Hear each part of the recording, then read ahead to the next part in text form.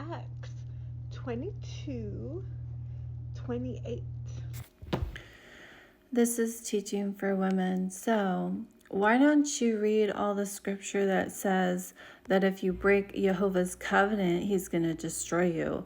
Why don't you read what was prophesied of the Messiah in Deuteronomy 18? That we were to hearken unto him, and he would give everything that was desired at Horeb in the day of the assembly, saying, let me not hear this great voice anymore, that I die not.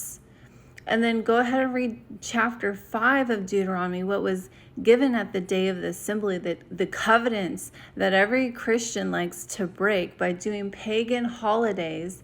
Why don't you read them? Jeremiah 10, the Ashtaroth pole they cut out from the forest, bring in their house, nail it down so it doesn't topple over, and deck it with silver and gold, the sin unto death. And 1 John chapter 5, little children, keep yourself from idolatry. Why don't you read chapter 4 of Deuteronomy, the Ashtaroth pole, and Jeremiah 7, worshiping Queen of Heaven Ishtar Easter every Easter Sunday, mixing the profane with the holy. Why don't you read the verses when it says you cannot drink from both cups, the cups of devils and the cups of Jehovah? Why don't you read them? What Yeshua quoted when he said, I desire mercy and not sacrifice, the knowledge of God and over burnt offerings. Hosea chapter 4 verse 6 and Hosea chapter 6 verse 6 and 7. No, because you're sottish children that harden your hearts, that will not hear the law of the world, of the law of the Lord.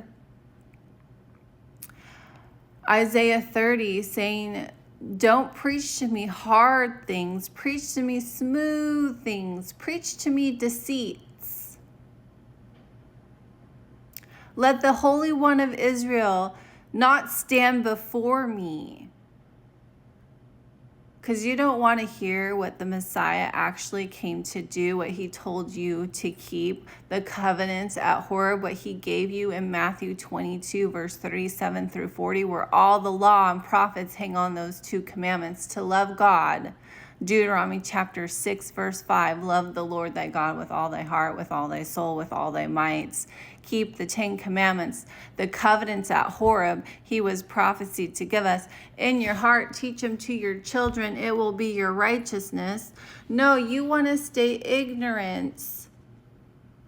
Like Romans 10, have a zeal for God, but not according to scripture, not according to knowledge,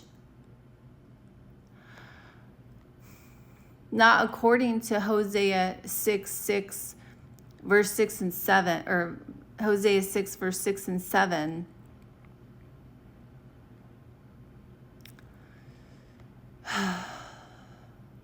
You have a zeal for God, but not according to knowledge. Your ignorance, willingly ignorant of Jehovah's righteousness, and have established your own. Cherry picking really nice verses and applying it to yourself, but being disobedient. For those that are disobedient, in Ephesians 2, have a different spirit in them, the spirit of error, not the spirit of truth, for the spirit of truth is given to those who obey God, Acts 5:32 and John 14:15. You got to love him and keep his commandments. The commandments in Matthew 22, which is to keep the 10 commandments in your heart, teach them to your children, it will be your righteousness. And love your neighbor according to scripture, James chapter 2, verse 8 and 9, fulfill the royal law according to scripture. You'll do well. Love thy neighbor as thyself. If you're respecters of persons, you commit sin. Christians are all respecters of persons. They don't want to ruffle feathers. I'm coming at you strong, right? Who is this woman? Read Leviticus 19:15 through 18, Yeshua's second commandments. To love your neighbor as thyself is to rebuke sin out of them. Use your mouth. Instead of stoning your neighbor to death through the sacrificial law that he nailed to the stake, the handwriting of ordinances, not the covenants he was prophesied to give you. Two separate things. The Christian church doesn't tell you or teach you the difference. But use your mouth. Rebuke your neighbor so they don't suffer sin upon them, because broad is the path to destruction, to hell, but narrow is the way to your salvation. We're supposed to keep the covenants of promise in Ephesians 2, for we're his workmanship unto good works. But Christians have forgotten the good works. They don't even know what the good works are. They don't love their neighbor. They're respecters of persons. If you believe something else, I respect your beliefs.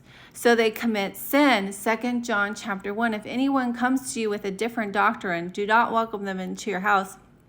Do not bid them Godspeed, or you're partakers in their evil deeds. Leviticus 19. Do not honor the poor and respect the mighty.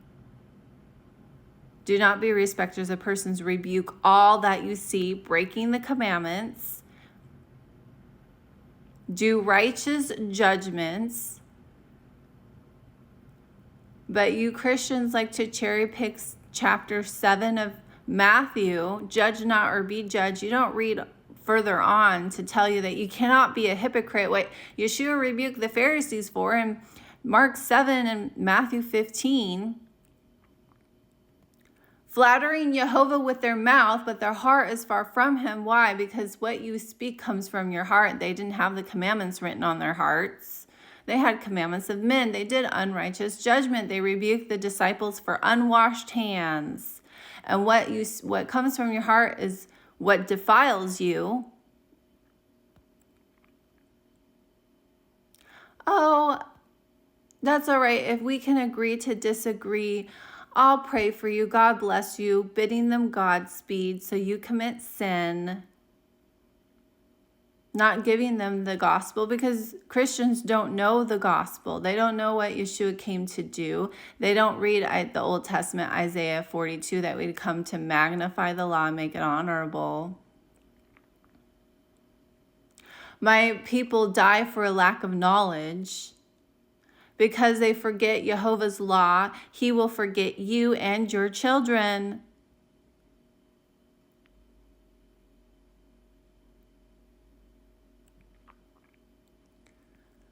They don't go and look what Yeshua is quoting when he says, I desire mercy over sacrifice and the knowledge of God over burnt offerings.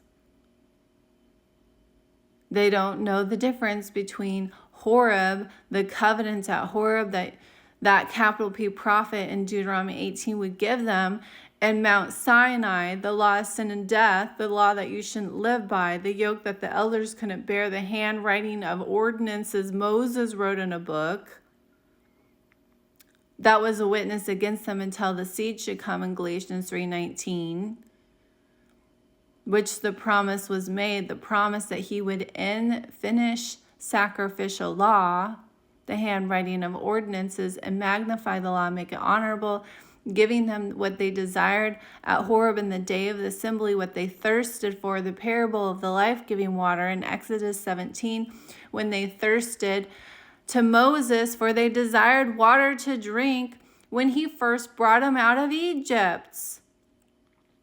The covenant, the covenant he gave them when he smite the rock and the life-giving water was given what they were baptized in 1 Corinthians 10 under the cloud, quoting Deuteronomy 4 and 5 in the day of the assembly. They were baptized in those 10 commandments, and it will be our righteousness. Revelations 22 verse 14, blessed are they who do the commandments, that they have right to the tree of life and are able to enter into the gates of the kingdom. Those without the commandments are the whoremongers, the adulterers, the murderers, because they are respecters of persons. So they don't bring people to the truth, their salvation. They murder them in their hearts. They don't rebuke the sin out of them. So they hate their neighbor.